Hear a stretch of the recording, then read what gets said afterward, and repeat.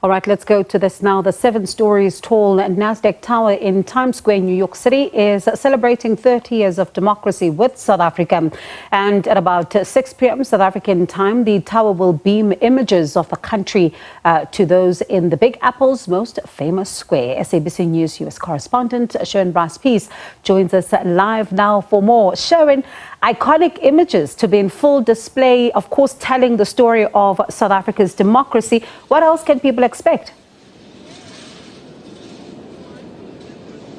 Well, they don't call Times Square the crossroads of the world for nothing, Bongewe, and so we are taking a little moment, a reprieve from some of the bad news that has proliferated our channels over the last few months, and really reflecting on 30 years of democracy as we build up, of course, that significant date on the 27th of April this year. Behind me, we are standing at the foot of the Nasdaq Tower, and of course, a long-standing relationship between South Africa and between the South African consulate and Nasdaq. They will beam images that speak to the 30 years of democracy under the theme 30 years of democracy, partnership and growth, and just one of many events that are planned in New York over the next week. We also will have a South African flag raising ceremony downtown in collaboration with the New York Mayor's office, of course, the Mayor of New York, Eric Adams, and he's likely to show up there on Friday for that flag-raising ceremony. He's done so in the past. And then on Monday, a big event hosted by Shared Interest. Shared Interest is the micro-lending NGO that was formed some 30 years ago in tandem with South Africa's democracy. And what they do is they make micro-lending to small-scale farmers in the SADC region, particularly countries like South Africa, and in particular investing in small-scale farms that are run by women. And they're having what they're calling a Voices of Change Gala. Some of the titans of industry that will be honored at that gala include Lebogang Morake, also known as Lebo M, of course, a theater titan, and the former SA Grammy-winning producer of The Lion King. And then they will also be honoring Wendy Luhabe for her work in South Africa's women's economic development. And they call her a champion and entrepreneur. Of course, forgive the noise around me, Bongewe, a lot of organization and setting up still going on here. And among the speakers at that event will be Redi Tlabi, Naomi Tutu, a race and gender activist and the daughter of the late Archbishop Emeritus Desmond Tutu, and also some familiar faces. It will include Felicia Mabuza-Suttle. But to talk about today's event, I am now joined by South Africa's acting Consul General to New York City, Ishmael Iso. CG, good to see you as always. Talk about today's event and the significance of it. Thank you, Sherwin. Bryce. Thank you for giving me the opportunity, and good day to our listeners, our viewers, basically. Here we are standing at Nasdaq Towers, one of these major stock exchange with which we have a partnership over the last few years. This is our third partnership with Nasdaq, and which we've been partnering in this significant year of South Africa celebrating its 30th anniversary of democracy and freedom. We are again in partnership with Nasdaq, where they will be beaming some images of South Africa's celebrities, the icons like the former icon and statesperson Nelson Mandela, and other entities and other celebrities that were sending messages for our 30 years of democracy. April, as you know, resonates with the month of when we first held our elections on the 27th of April 1994. And this year, under the theme Democracy and Partnerships and Growth, we have this major theme where we're celebrating South Africa's 30th anniversary.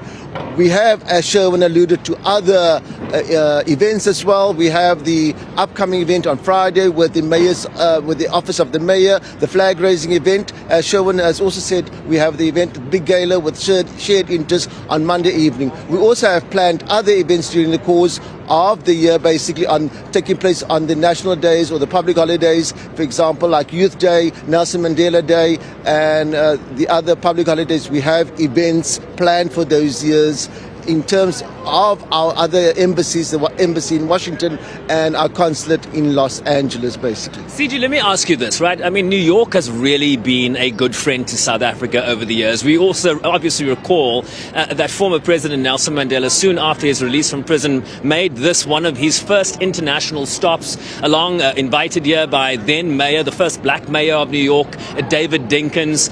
talk about the significance of the relationship between New York City, right, the powerhouse, the economic powerhouse of the United States, and of course South Africa, which I might tell you, the IMF has just let us know that South Africa is now back as the largest economy in Africa. Talk about this long-standing relationship, if you will. Indeed, sir. Indeed, sir. Thank you, Sherwin. With New York, we don't only have a relationship with the mayor's office and other entities. As you rightfully say, it's a financial powerhouse. We have also our other entities. We have SA Tourism here. We have Brand South Africa here. And we are in partnership with the arts people as well. We are in partnership with Carnegie Hall, who's bringing lots of South African stars and artists in the course of August till October in the summer season here to perform basically at Carnegie Hall. We also in with the Manhattan School of Music. We are partnered. We have a group of South Africans, musicians and artists who are out here on scholarships, who are at universities, who are also excelling in a particular field. So basically it's just not about business, it's about the arts, the creative industries that we're excelling in here as well. Final question for you. It is also, of course, home to the United Nations, and we know the pivotal role that the United Nations played in South Africa's transition to democracy. It continues to be a venue where we can discuss issues around questions of human rights. New York has a very strong relationship and bond with South Africa in so many respects. I'll give you the final word. Not only New York, basically, and all over, Americans have been empathetic towards South Africa's historical times during apartheid and brought us here where we are, basically. We greatly appreciate the relationship we have in America, not only because of the UN being here, basically at the multilateral and the bilateral level.